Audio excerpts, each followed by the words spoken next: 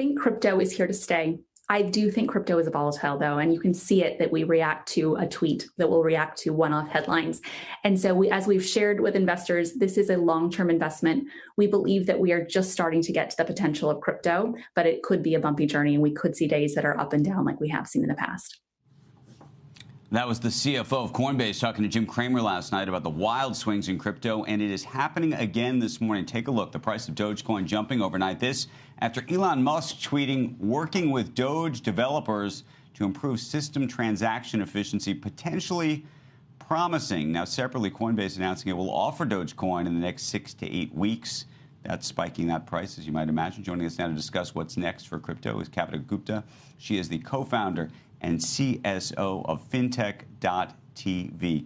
Kavita, thank you. It's nice to see you this morning. Thank you so much for having me. So let's go straight into this Dogecoin, Elon Musk, Bitcoin environment story, because I actually think that they're all potentially interrelated. What do you think's just happened in the last 48 hours?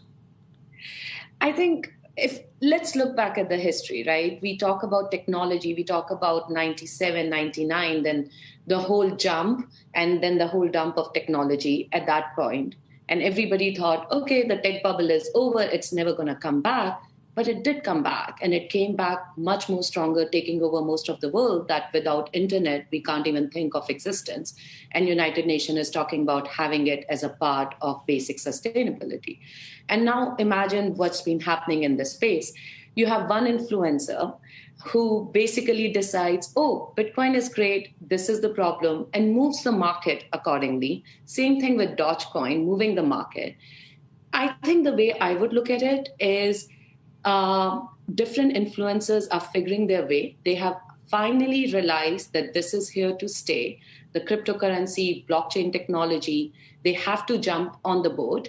Now, where do they jump on the boat is fun. Some are seriously going with the deep technology, but I feel like people like Elon Musk are now feeling like, oh, this is a new domain. I can own this domain, and I can just be an influencer and create it. And I'm still trying to figure out his fascination with Dogecoin, because the founders, when they actually launched it, did say, hey, it's the fun currency. And if a meme fun currency is somebody using... Yeah. Here's the question. Are any of these things really currencies at this point? I mean, we can claim they're stores of value. We can claim that people are ascribing value to them. Some people believe that these are the equivalent of various protocols that were built over the years on the internet. The question is, does that have unto itself inherent value or not? So you can have lots of protocols, different technological protocols that are used to transact, but the question is, do they necessarily unto themselves have to have value? But it all goes back to, what do you think is a value? Sitting in US with the USD economy, it's very difficult to think. But if you are anywhere in the world, from Africa, like people went through that in Nigeria, people went through that in Argentina, people are going through that in Venezuela. When you think about, you grow up in an economy where you can't trust your government, you can't trust the note which is in your hand has any intrinsic value when you wake up tomorrow morning, then the currency which is not governed by people becomes the most valuable thing.